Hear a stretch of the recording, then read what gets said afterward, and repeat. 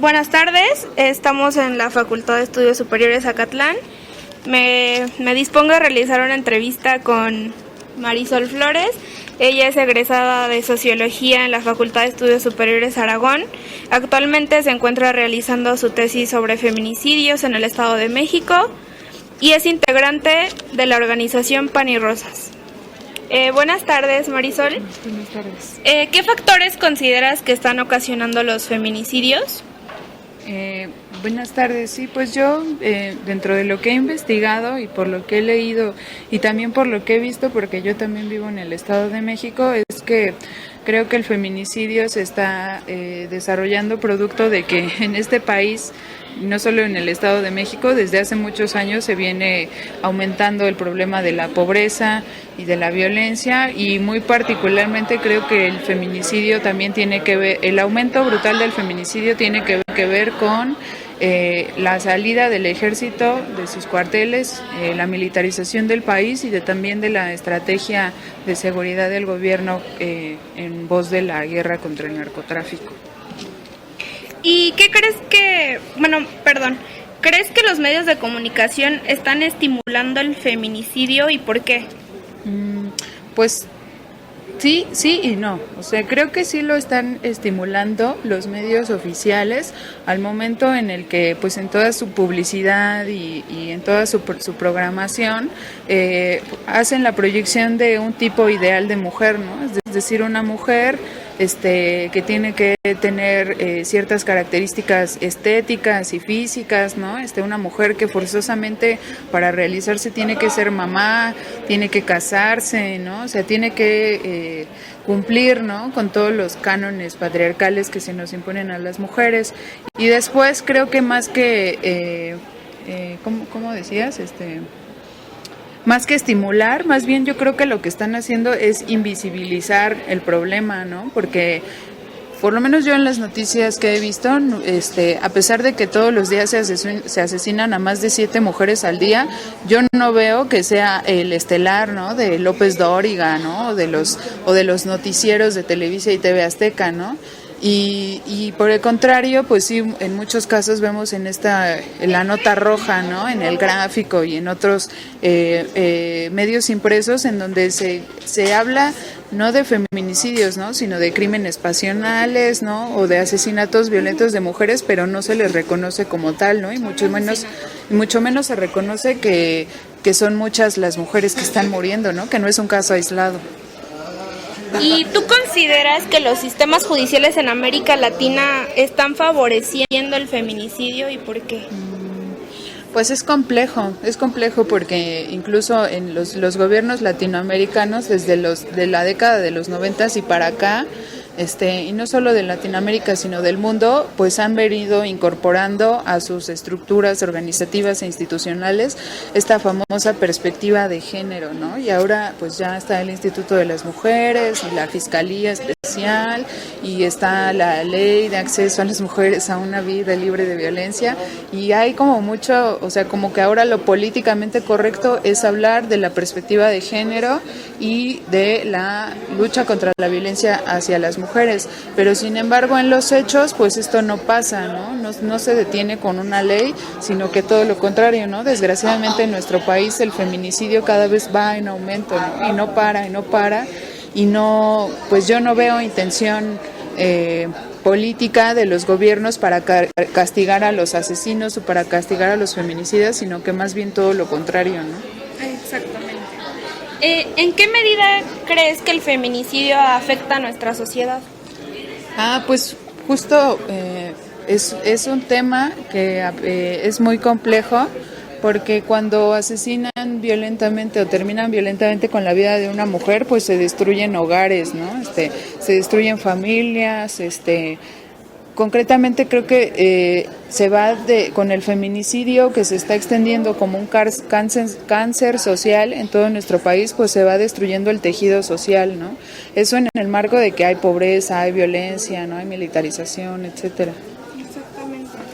¿Tú crees que los niveles económicos, sociales y educativos de las personas inciden en el feminicidio, tanto de las personas que lo ejercen como las mujeres que lo sufren?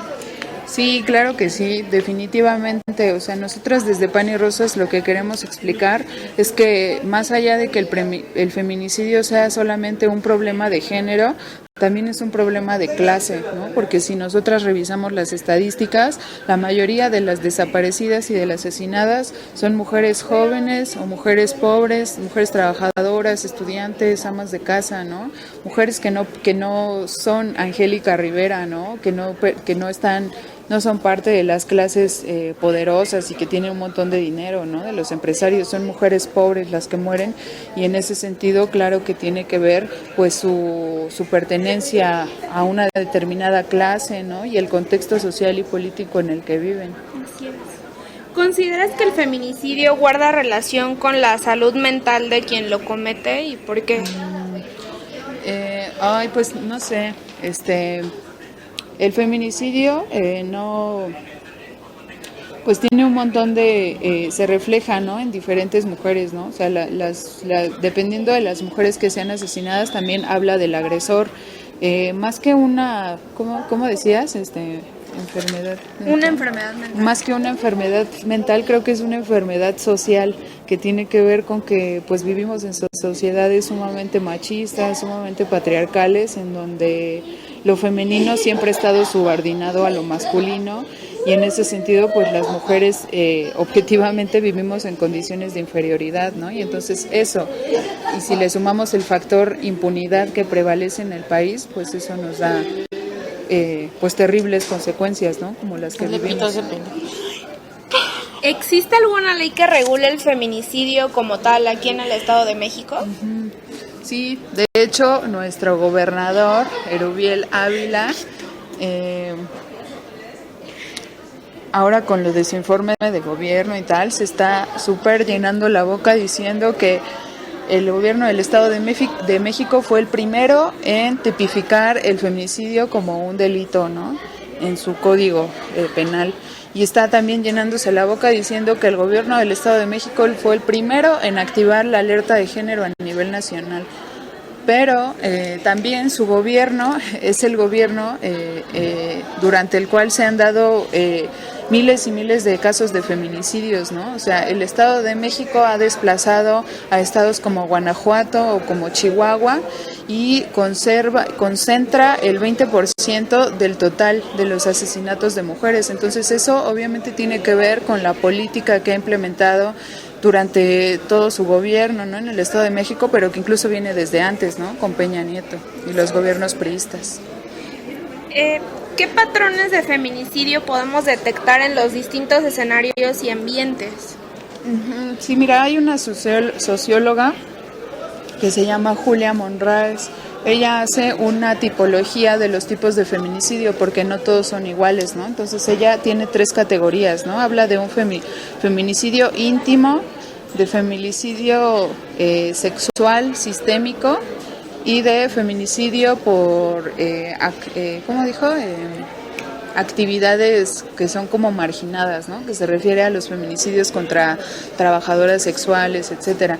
Pero incluso esa tipología se puede extender más porque también están los feminicidios cometidos contra mujeres por su orientación sexual, ¿no? Contra lesbianas, contra mujeres transexuales, ¿no? Están los feminicidios que se cometen también contra mujeres migrantes. Entonces, pues sí, entre toda la ola, ¿no? de asesinatos que hay, pues sí hay un montón de maneras como de clarificarlo. Lo que sí es importante, creo, señalar es que esta categoría de feminicidio íntimo se refiere a cuando el asesino o el agresor es algún conocido, ¿no? De la víctima, y eso pasa muchísimo aquí en el Estado de México. Y por último, para finalizar, ¿qué consideras que hay detrás de las muertes? ¿Hay odio? Sí, definitivamente. Las muertes, La violencia que se expresa sobre los cuerpos de las mujeres cuando se les asesina no solamente es el hecho de asesinarlas, ¿no? Sino que antes sufren torturas físicas y sexuales y que incluso después de muertes sus cuerpos son expuestos en vías públicas como si fueran basura, ¿no? Entonces detrás de eso pues claro que hay un profundo odio misógino y que incluso yo creo que todavía más atrás de eso están las contradicciones mismas de nuestra sociedad, ¿no? Porque vivimos en una sociedad que es patriarcal y en una sociedad que es capitalista, ¿no? Entonces desde ahí es que brotan todas estas